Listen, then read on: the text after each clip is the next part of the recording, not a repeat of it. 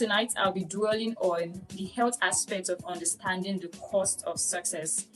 You know, this is literally a very vast kind of topic that was given to me because I was meant to understand that I have to dwell on the physical, mental well-being, including some stuff, stress management, your nutrition, and the impact of a healthy lifestyle on your overall success. So first off, I would want to let us understand the meaning of understanding the cost of success. Let me assume we know what success is. And I also want us to understand that success can be defined by anybody based on what their definition of success is. So for me, I can say success is probably going back to school. To somebody else, success might be probably getting admission or getting admission to university. So for every person, we have different meanings to success. For some persons, success might be defined as them japa, when they japa from Nigeria, that's success to them. And to some other person, probably passing their WAEC, or probably getting a first class in their BSc, or probably getting a distinction in their master's level, or probably having their PhD. That might be defined as success to them. So now when we say understanding the cost of success, it means you understanding the process and the investment you have to put in achieving a particular goal. And now this particular goal we are talking about today is about your health. Your health. We're talking about the financial aspect of it. We're talking about AI. We're talking about the God factor. Now, having to put all this together, if you don't have a good placing for your health, every other thing won't produce the outcome, the required outcome you need for your success in general. I just want to ask this question. Do you know that when you run, when you sweat, you actually produce new brain cells? I don't know, that might sound strange and that might sound new to some people, and it might not sound new to some people, but if you're just hearing it for the first time, yes, when you run, when you sweat, when you exercise, when you activate your heartbeats, you produce new brain cells, and it's called neurogenesis. Yes, it's called neurogenesis. But trust me, tonight I'm not going to bore us with these terminologies. I will just go straight to the point. So first off, I know you would ask me, what does health mean? According to WHO made us understand that health is not just the absence of illness, but the completeness, let me put it that way, of your mental state, your emotional state, your physical state. It's not just the absence of illness. So you can literally be sound health-wise, like you don't have typhoid, you don't have malaria, you don't have fever, you don't have anything, but still you are considered as someone that is not fit health-wise. So now, emotionally, how sound are you? Psychologically, how sound are you? Physically, how sound are you? Now, when these three compartments are put together, it gives you an overall healthiness, if that's not the correct term to make use of, it gives you an overall wholeness. Let me put it that way. It gives you an overall wholeness. So over here, I made a little point down, which I would love to read to us before I go further. And that is a saying from a wise man. He said, health is a crown on a well man's head. That the only person that can see it is someone that is healed, someone that is sick. The only person that can see it is someone that is sick. Okay, I'll go further. I know you might be asking, what does it mean to be physically fit? In a layman's language, I will tell you that being physically fit is when you can walk up your stairs and you walk down without panting. I'll take that again. Physically fit. Being physically fit means when you can walk up your staircase, walk down without panting. And now, it does not mean that because you're slim, you are physically fit. And it does not mean because you're fat that you are not physically fit. Excuse me. You can be slim and unfit, and you can be fat and fit. I think I made mention of this during our previous discussion together. I made people understand that most of the time we tend to dispute this fact that when you're slim you are fit. It's not true. You can be slim as I am and you're not fit. I used to have a client back then that I was taking on physical exercises. This client of mine happened to be as slim as I am. Probably I'm fatter than her, And whenever I asked her to like climb just like 3 staircases, she can't do that properly. And the reason is because she's not fit. She's not fit at all. So after a couple of sections with her, after a couple of sections, I think we took like 2 week section, and she came back and she was like, "Soft, thank you so much. Do you know that on a normal day I can't climb my staircase? I can't climb." And I'm wondering, like, now if many people see her, they'll be like, "Oh God, I want to be like this person. I want to be as slim as this person. Is not agile. This person is just there." And I also had another client that, I'm being truthful here. If we are to jog or climb or run through the staircase like 10 times, this woman will go 15 times and I can only go 10 times. Why? When it comes to acadic level, she is fitter than I am. And when we talk about the cardiac, means the heart, she's fitter than I am. After going 10 lapses or 10 spaces, I realized that I'm panting already. But this woman can go 15 times without panting. This is just to prove to you that because I'm slim does not mean I am fit. And don't get me wrong, that you are slim does not mean you can't be fit. So today I'll be dwelling on our physical health, mental health, and social health. Now, when we talk about our physical health, we're talking about the proper functioning of the body system. That's your organs and your tissue. Please, pardon me. Your organs and your tissue, how they are functioning properly. That's your physical health. If you can actually, like I said earlier, if you can go through the staircase without panting, it shows that physically, to an extent, you are fit. To an extent, if you can do that.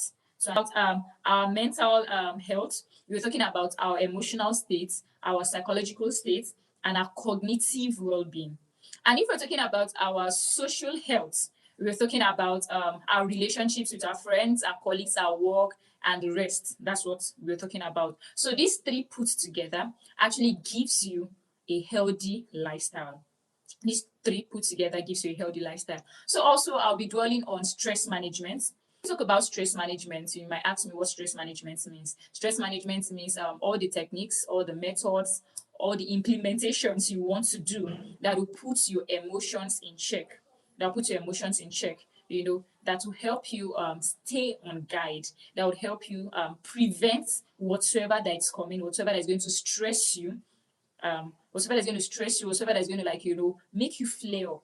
I think stress makes people flare up a lot. So whatever is going to put you in that position, we're going to talk about them today. So now, when we talk about stress management, one thing you have to put in place, or you have to ask yourself, what really makes me stressed out? What causes the stress? Trust me, okay, before I even go to that, lately we've been hearing news of people slumming at work, probably even at home. I had a client some time ago that slummed in his office. And everybody was surprised. What is happening? This man happens to be someone that is agile. If you could remember what I said earlier before we started, that because I'm slim does not make me fit. And because you're fat does not make you unfit. Which means that we have a lot of slim people that are unfit, and we have a lot of fat people that are fit, and we also have a lot of slim people that are very fit, and we have a lot of fat people that are not fit at all, which means there's a proportion to all these things. The cocoa there is that you need to ask yourself, am I fit? That is the major thing. Now, the first thing that can actually cause stress, it might be the way you've packed up or jacked up, how will I put it, your goals for the year. That can be very stressful. Okay, let me put it this way. I'll be as explanatory as possible so that we can, hit the nail on its head, so I don't start joking all over the place. Now, for example, as a young girl, as I am, I have this goal that by the end of the year, I want to be able to save, in quotes, I want to be able to save, let me say 200,000 naira. I want to be able to save 200,000 naira. Please help me pen that down. I want to save 200,000 naira. I'm still a student, and I want to ensure by the end of my semester, I'm on the road to having a first class, and that is aside. And also, part of my goals is to ensure I serve God properly this year. I want to serve God with everything I have. I want to give Him my service, my time, my money, my dedication, everything. That is my third goal for the year. Now, my fourth goal, I want to ensure I stay fit. I want to ensure I stay fit. That's my fourth goal for the year. And my fifth goal for the year, I want to ensure I stay in touch with all my friends, my family members, my loved ones. Like, I want to be a good friend, you know. Remember this year? I can remember this year when the year started, everybody like, this year I want to be a good friend. This year I want to be this, I want to be that. I want to ask you, how far have you gone? Okay, back to my goals. Now, I've listed 5 things I want to do this year.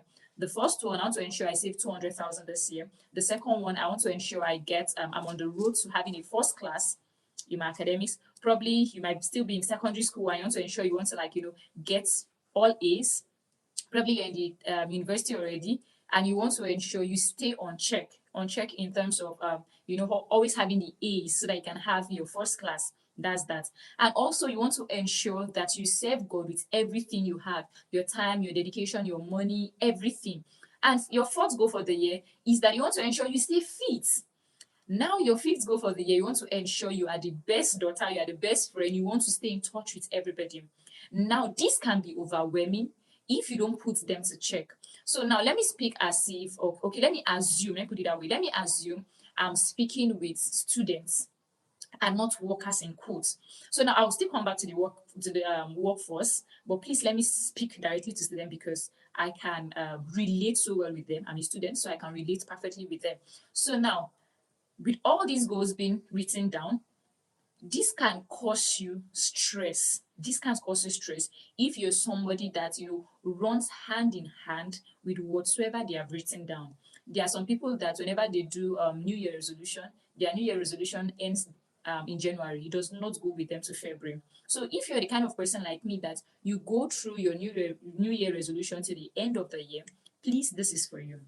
Now, after writing out all these goals, in order to ensure that your goals does not choke the living out of you, you have to learn how to break down these goals.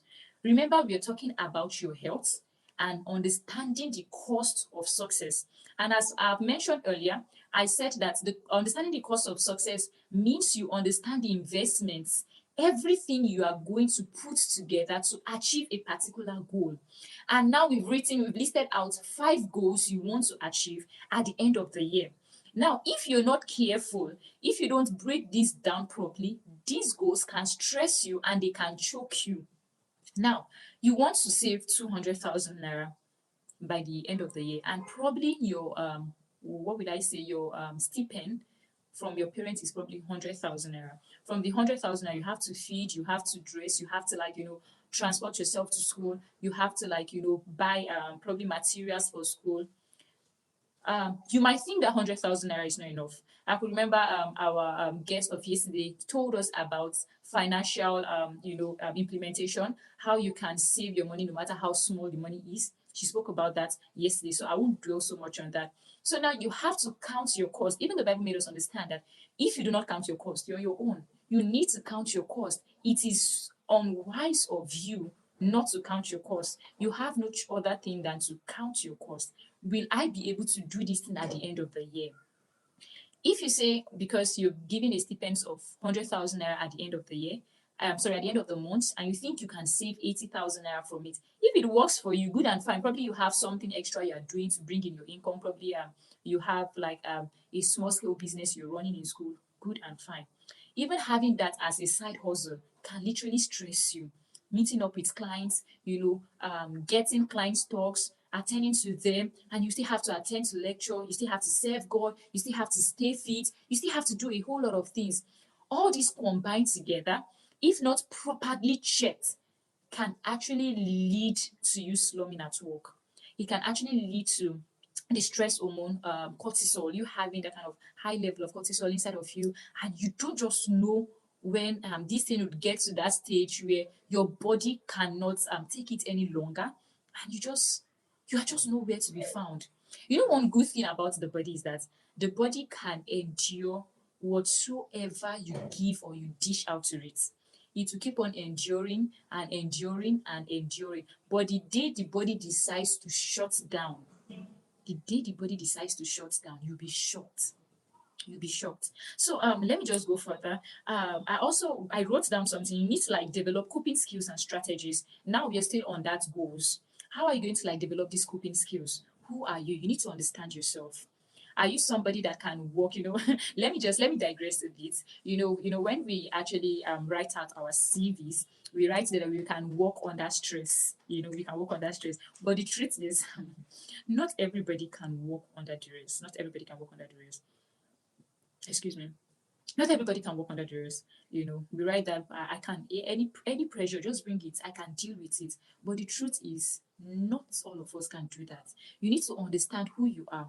Can you actually do whatsoever in quotes you've said you can do? Can you actually save? Let me now go back to that money aspect. Can you actually save 80,000 naira from your stipends or from your allowee in the month, your pocket money, whatever is called? Are you sure? Having sleepless nights. I, for one, I do not encourage people to buy into this practice of not sleeping properly. Yes, I know the system, people will tell you things like suffer your body now so that you can rest in the future. It's a lie, but for me, it is a lie. If you don't take proper care of yourself now, you will regret it later. When it comes to stress management, I wrote down some things that can help you maintain a good stress level, because you cannot do without stress. Even as far you're in Nigeria, yeah, you will stress. So, one, I said, identifying and acknowledges your stressors. What are the things that are stressing you? The goals we've said earlier, or we've written earlier, or we've stated earlier, those goals can actually stress you. They can stress you. The fact that you're in Nigeria and you're already stressed, let us put that one aside. The fact that you're using MTN, that I'm using MTN now, I'm already stressed. Like, I'm stressed already, and that is what is even causing me to be distracted. I'm stressed already. The fact that you need to like attain a particular goal, they say that being a man is not easy, being a woman too is not easy. The fact that you've actually put down a particular goal that you want to attain at the end of the year, that is a stressor already. Because thinking about it and you seeing that, oh, all the strategies are put in place, all the things are put in place to be able to like achieve this particular goal, I've not been able to achieve it, you're already stressed. And stress accumulates. It doesn't go away, it accumulates.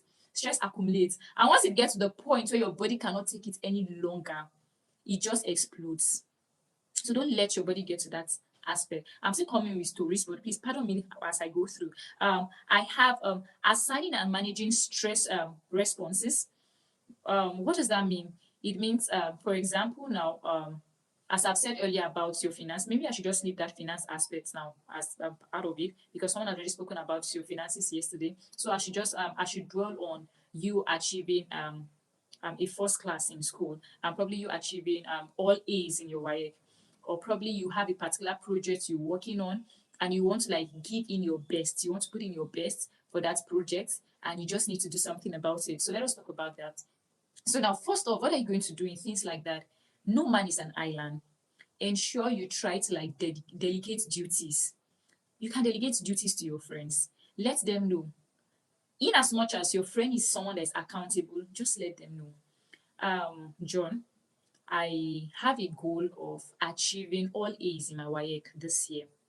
I have a goal that at the end of the semester, I want to ensure I have all A's in my courses. So I'll be on the track of having a first class. This and this and this and these are what I want to do. I want you to be accountable for me. In case I'm going out of track, I want you to call me to order. John, I'll be going to bed as early as 8 p.m. I want you to wake me up by 3 a.m. If possible. I want to be able to read before I go back to school or go for classes the following morning. If these are the things you can actually put in place to help you reduce your stress level, please do it. Ensure you do it. Ensure you do it. So let me move further. I wrote down developing coping skills and strategies. Developing coping skills and strategies. This is going to help you reduce your stress level.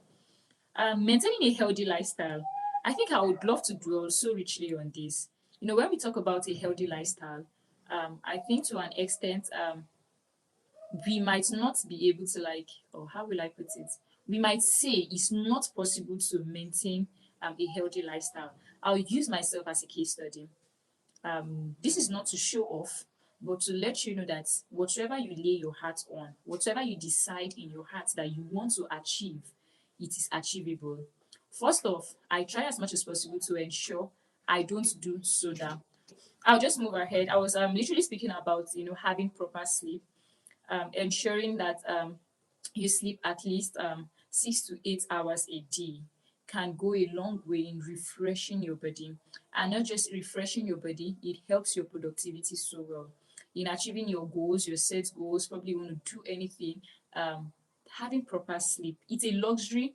When I say it's a luxury, yes, it's a luxury because not everybody can afford it. If you think I'm lying, go to the hospital and check yourself. Not everybody can afford it.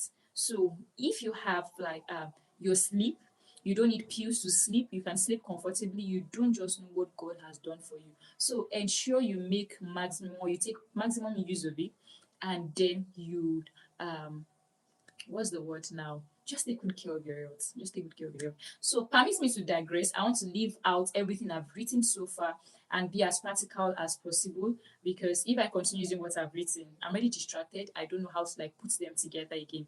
Let me be as practical as possible. Now we are discussing about understanding the cost of success in terms of your health. Trust me, it's only somebody that is healthy that can actually achieve any set goals he or she might have written down. When it comes to my health, I don't joke with my health. Once I'm feeling headache like this, I know it is time for me to rest. But the truth is, whenever I'm feeling headache, don't tell anybody I told you this. I know I'm hungry. I just look for something to eat as soon as possible. And when it's that is just it. That is just it. You can't overemphasize rest. You cannot overemphasize rest. You just need to rest. So let me go back. Whenever I feel headache, sometimes I know I just have to rest. But most often than not, I know I need to eat. And when it comes to eating, I'm not asking you to go, or I'm not talking about you making use of or snacking on junks or so. I'm not talking about that. Like good food. Research has made us understand that you live longer when you cook your food, and not just cooking your food.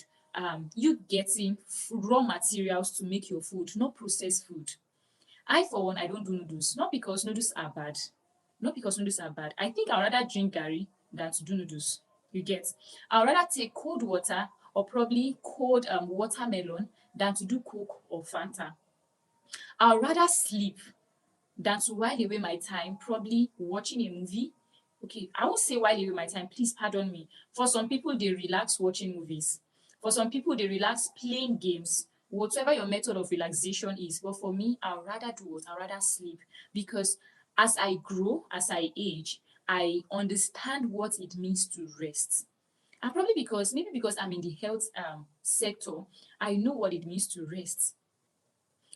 So when it comes to you achieving your goals in life, if you do not put your health first, you can't achieve those goals. If you don't take proper care of your health, you can't achieve those goals. I'm a massage therapist, and I'm not here to like preach the luxury of massage to you, but I'm here to emphasize the fact that massage is good for you. Massage is good for you. If you can afford it, try it out. If you can afford it, try it out. And if you cannot afford it, I would advise you plan towards it. Maybe you have to save towards it and go have a relaxation massage. Whenever you get to the spa or whatever, you just tell them you need a relaxation massage. It's called a Swedish massage. Tell them, I just want to relax. They should give you that kind of massage. I'm so glad to understand that I'm someone who loves reading a lot.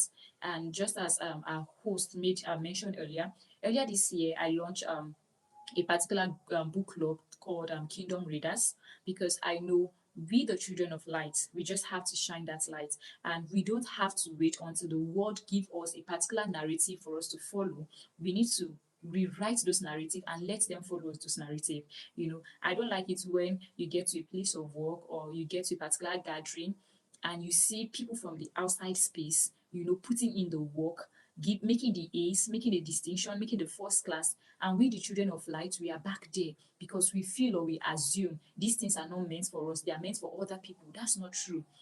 Lately, I've been doing a lot of research in terms of reading of different kinds of books, and these authors have been making it, they've been stating it specifically, or how will I put it, that it's important you rest. Aside from the fact that you have to rest, it aids your productivity. Aside from that, they lay emphasis on the fact that you need to have a massage at least twice a week. At least twice a week. Now, if people that have gone ahead of us, that have been into the hustle and bustle of life, that have seen more than we have seen right now, can actually advise that if they have known earlier that they should put their health first before success, because their health would actually help them achieve their success more. If they had known earlier, probably they would have done things better. And that is why they give us their books to read. But fortunately enough, most of us, we don't read books. We don't read books. We rather spend our times on social media, which is, you know, we spend our time doing so many other things than reading books. I see books as an experience of a person or a living legend being spelled out in a couple of hours. Imagine you having experiences of 20, 25 years, and someone like me is reading it for probably an hour or 2 hours, or a day or 2 days or a week, something that you've gathered over 25 years. Now, going forward, when I speak about massage, people will be like, is it because that is your field? Maybe, maybe not. But from my experience, I've seen people that are healthy, or sorry, that looks healthy, people that looks agile, people that you think that I love the way her dress, looks so sleek on her. I love her courage. I love the way she does her things. I love the way she speaks. I love how bold she is. And then you hear the following day that this person is no more.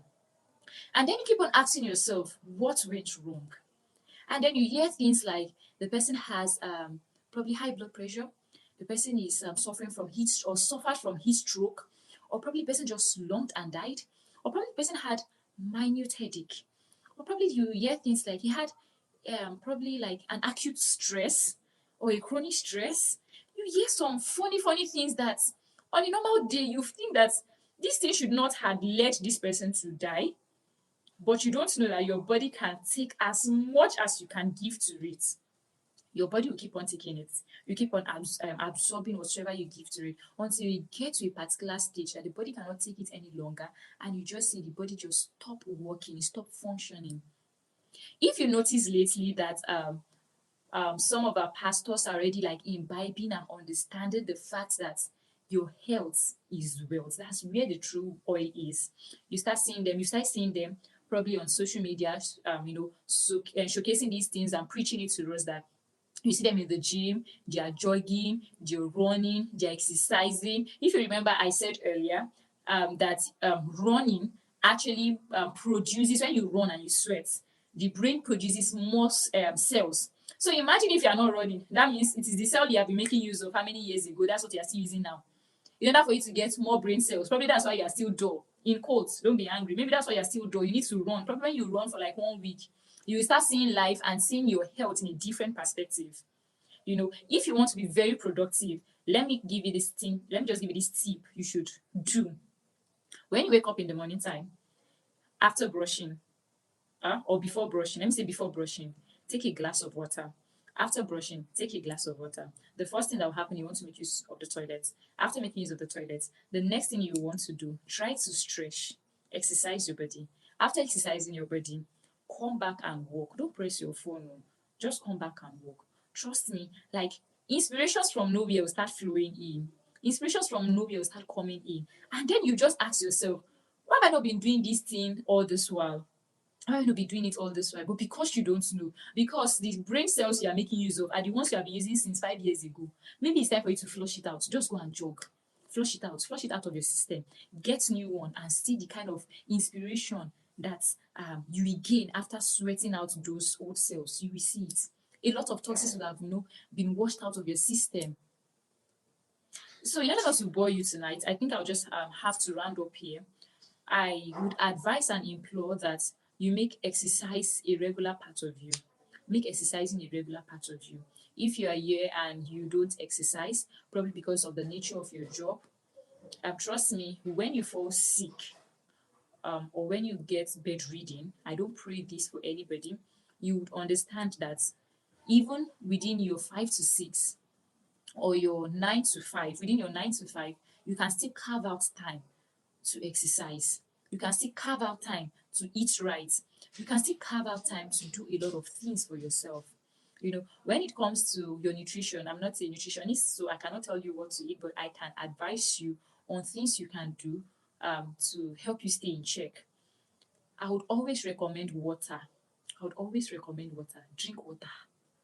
Recently I just realized that there's a stage where you drink water and you start abusing water. I never knew you could abuse water. Maybe I've been abusing water, I don't know. But I'll tell you, drink water. Take enough fruits. Take enough fruits. And one way to enjoy fruits is by having fruits that flows during the season. Like this season now, we have a lot of watermelons, we have a lot of oranges, we have a lot of cucumbers, we have a lot of African, I think, is it purple? There's one they call dragon fruit. We have a lot of them right now. You can have them. When we get to the time of mango, tangerines, cashew, and the rest, you can have them. Take a lot of fruits. Thirdly, I will tell you, cook your food. Cook your food. You're the only one that can tell the quantity of salt you need in your food. You're the only one that knows the quantity of maggi you need to put in your food. You're the only one that knows the quantity of oil you need to put in your food. I think recently I was taught in church when we had this particular program in church. It's called Life Application Seminar. With during our second service in church, where we bring people to discuss on relationship matters, employability, fellowship with God, relationship, and the rest like that. And this particular Sunday, we were to talk about our health. And then I was made to understand that there are levels to which you have to make use of your red oil and your vegetable oil. I never knew. My own is to ensure that I put oil in my food, and you can see that there's oil in my food. So things like this, you have to implement it if you really want to achieve your goal. I think it should be in everybody's New Year resolution or monthly resolution that I have to at least in a week go and jog, exercise. As my mentor would always say, you don't have to do it probably every day, not even every day. You don't have to spend 6 hours exercising. You don't have to spend 9 hours exercising so that people will know you're exercising. You see that consistent 10 minutes you do every day. If it is janking jack or jumping jack rather, see me speaking China. If it is jumping jack, you can do every 10 minutes. Hold on to it and keep on doing it. If it is just doing sit-ups in your house, hold on to it and do it. If it is just skipping for 10 minutes, you can do every day. Hold on to it and do it. It doesn't matter how many hours you spend, but how consistent you are. If you are consistent in doing this thing, it will help you go a long way. And also, earlier I was speaking about stress management, right? All these things will actually help you in managing your stress. For example, if someone is making you angry and you want to retaliate, the best thing I do tell people to do is to drink a glass of water. Trust me, when you scope in one, you've taken the second one, you've taken the third one, the fourth one, your anger would have come down. But for some people, I would advise you just walk out. You just walk away. It helps you, burn down that anger. For some people, you might just want to run. Just run it out. Do something that will help you reduce your stress level. I made mention of something earlier that I had a client who slumped at his place of work, and then it led to him having partial stroke. This was because this man hardly sleep. This man hardly sleep. And you'll be wondering if somebody in his early 40 to 50 can actually develop such things. Imagine what would happen or what is happening to us in our early 20s or late 20s. Stress can happen to anybody. Stroke can happen to anybody. Take enough water. Relax as much as you can. You cannot achieve any goal in life on a sick bed. I'll round off with this. 2 months ago, I got pretty sick that I could not do anything. Like for a month straight, I was so useful to myself. I was so useful to myself. And over again, I keep on telling God, thank you for life. Thank you for preserving me. Thank you for even giving me the understanding that I know that my health has everything to do with how much I will serve you. Even if you want to serve God, you cannot serve God on your sick bed. You can't give God your totality if you're on your sick bed. You cannot achieve that goal of owning your own empire if you're on your sick bed. You cannot achieve that goal of having a first class if you're on your sick bed. You cannot achieve that goal of making all A's in your WAEC if you're on your sick bed.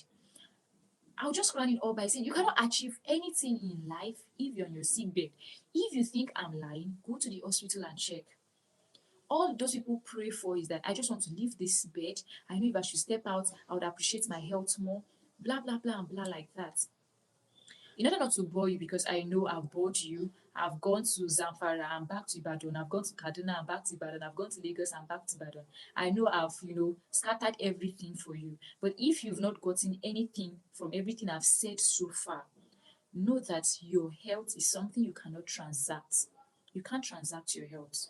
You can't transact it. If you want to serve God with all your heart, with all your totality, you need your health. If you want to achieve anything in life, you need your health. Earlier this week, I felt sick. If you can notice it on my lips here, I felt sick. And I was wondering, can I actually do this presentation? Imagine someone that's coming to talk about health is actually falling sick. And this is just compilement of stress. I won't even say probably of stress. I want to do this, I have this to do, I want to do that, I have this to do. That's why most often than not, my phone is always on silent mode. Because that 5 minutes I have to rest, I just want to rest. That 10 minutes I have to stay off the media, I want to be off the media, I want to do something else. That 20 minutes I have, I want to make my food. I want to ensure I'm the one cooking my food. Because I know I will not serve God with everything I have if I'm sick. I know I will not impact humanity if I'm dead. I know I won't be the change I'm hammering to be if I don't take proper care of myself. I remember doing a broadcast and I said something.